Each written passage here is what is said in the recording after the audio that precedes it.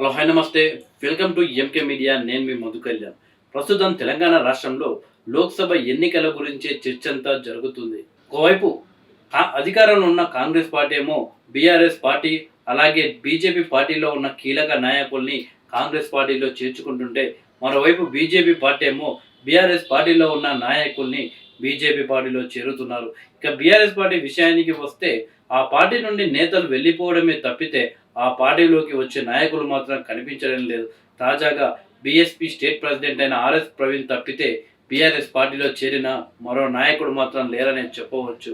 అయితే రాబోయే లోక్సభ ఎన్నికల్లో ఇటు బీఆర్ఎస్ పార్టీకి, కాంగ్రెస్ పార్టీకి అలాగే బీజేపీ పార్టీకి చాలా ఇంపార్టెంట్ అయిపోయాయి. ఈ ఎన్నికల్లో గెలుపుతోటే ఆ మూడు పార్టీల భవిష్యత్తు ఏంటో అనేది తెలిసిపోయేలా కనిపిస్తుంది.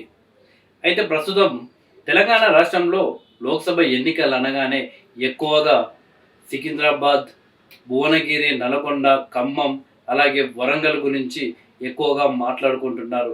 ఈ యొక్క స్థానాల్లో అలాగే కరీంనగర్ గురించి కూడా ఎక్కువగా మాట్లాడుకుంటున్నారు.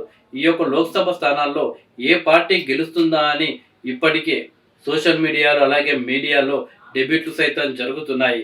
కానీ ఈ లోక్సభ స్థానాలే కాకుండా తెలంగాణ అతి ముఖ్యమైన లోక్సభ స్థానాలు రెండు ఉన్నాయని చెప్పవచ్చు.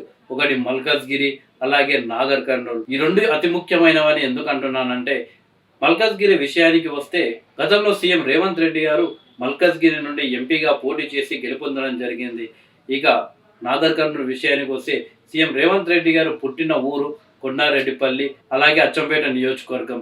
ఇలా కల్వకుర్తి అలాగే అచ్చంపేట నియోజకవర్గాలు నాగర్ కర్నూల్ లోక్సభ స్థానం కిందకి రావడంతో ఇప్పుడు నాగర్ కర్నూల్ హాట్ టాపిక్ గా మారిపోయింది.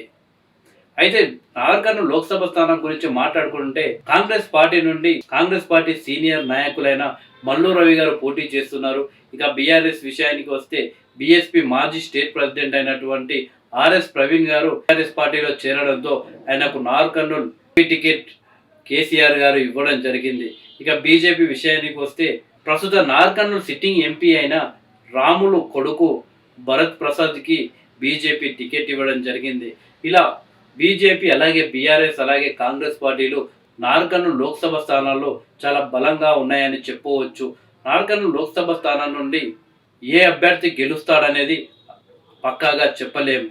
ఇక్కడ త్రిముఖ పోటీ ఉండే అవకాశాలే ఎక్కువగా ఉన్నాయి. కానీ ఎక్కువ అవకాశాలు వచ్చేసి కాంగ్రెస్కే ఉంటాయని చెప్పవచ్చు. ఇటు నాగర్ కర్నూల్, అచ్చంపేట, కల్వకుర్తి, కొల్లాపూర్ ఈ 4 నియోజకవర్గాలు కాంగ్రెస్ పార్టీకి కంచుకోట. ఆ 4 నియోజకవర్గాల్లో మొన్న జరిగిన అసెంబ్లీ ఎన్నికల్లో కాంగ్రెస్ పార్టీ అభ్యర్థులే గెలుపొందారు. నాగర్ కర్నూల్ ఎంపీ అభ్యర్థుల గురించి మాట్లాడుకుంటే కాంగ్రెస్ పార్టీ అభ్యర్థి అయిన మల్లు రవి గారు స్టూడెంట్ లీడర్ నుండి కాంగ్రెస్ పార్టీలోనే స్టూడెంట్ లీడర్ నుండి ఒక్కొక్క మెట్టు ఎక్కుతూ మల్లు రవి గారు ఎదగడం జరిగింది. 2 సార్లు నాగర్ కర్నూల్ లోక్సభ స్థానం నుండి ఎంపీగా గెలుపొందారు మల్లు రవి గారు. 2008లో జడ్చర్ల ఉప ఎన్నికల్లో ఎమ్మెల్యేగా పోటీ చేసి ఎమ్మెల్యేగా కూడా గెలుపొందాడు మల్లు రవి గారు.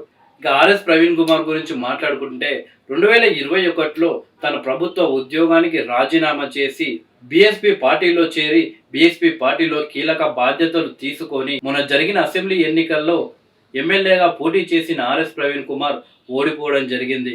ఆ తర్వాత బీఎస్పీ అలాగే బీఆర్ఎస్ పార్టీ పొత్తు కోసం ప్రయత్నాలు చేసిండు ఆర్ఎస్ ప్రవీణ్ కుమార్. కానీ వర్కౌట్ కాకపోవడంతో బీఎస్పీకి రాజీనామా చేసి బీఆర్ఎస్ పార్టీలో చేరాడు ఆర్ఎస్ ప్రవీణ్ కుమార్. ఇక బీజేపీ పార్టీ అభ్యర్థి అయిన పోతుగంటి భరత్ ప్రసాద్ గురించి మాట్లాడుకుంటే వారి తండ్రి పోతుగంటి రాములు సిట్టింగ్ ఎంపీ కావడం, అలాగే 2007 నుండి జిల్లా రాజకీయాల్లో క్రియాశీలకంగా పనిచేశారు పోతుగంటి భరత్ ప్రసాద్. ఆ తర్వాత 2019లో బీఆర్ఎస్ పార్టీ నుండి జెడ్పీటీసీగా పోటీ చేసి గెలుపొందాడు. ఆ తర్వాత జెడ్పీ చైర్పర్సన్ కోసం తీవ్రంగా పోటీ పడ్డాడు భరత్ ప్రసాద్. అలాగే మొన్న జరిగిన అసెంబ్లీ ఎన్నికల్లో సైతం అచ్చంపేట ఎమ్మెల్యే టికెట్ కోసం తీవ్రంగా ప్రయత్నాలు చేశాడు భరత్ ప్రసాద్. కానీ టికెట్ మాత్రం అప్పటి సిట్టింగ్ ఎమ్మెల్యే అయిన గువ్వల బాలరాజుకి ఇవ్వడం జరిగింది. ఆ తర్వాత మారిన రాజకీయ పరిస్థితులు అలాగే పోతుగంటి రాములకు గువ్వల బాలరాజుకు పడకపోవడం, అక్కడ కొంతమంది బీఆర్ఎస్ పార్టీ టికెట్ పోతుగంటి రాములకు కావచ్చు వాళ్ళ ఫ్యామిలీకి కావచ్చు ఇవ్వద్దు అని అక్కడ ఉన్న కొంతమంది మాజీ ఎమ్మెల్యేలు బీఆర్ఎస్ అధిష్టానంపై ఒత్తిడి తేవడం, అలాగే ఆ జిల్లా నాయకులు సైతం సిట్టింగ్ ఎంపీ అయిన రాముల్ని దూరం పెట్టడంతో ఆయన బీఆర్ఎస్ పార్టీకి రాజీనామా చేసి బీజేపీ పార్టీలో చేరడం జరిగింది.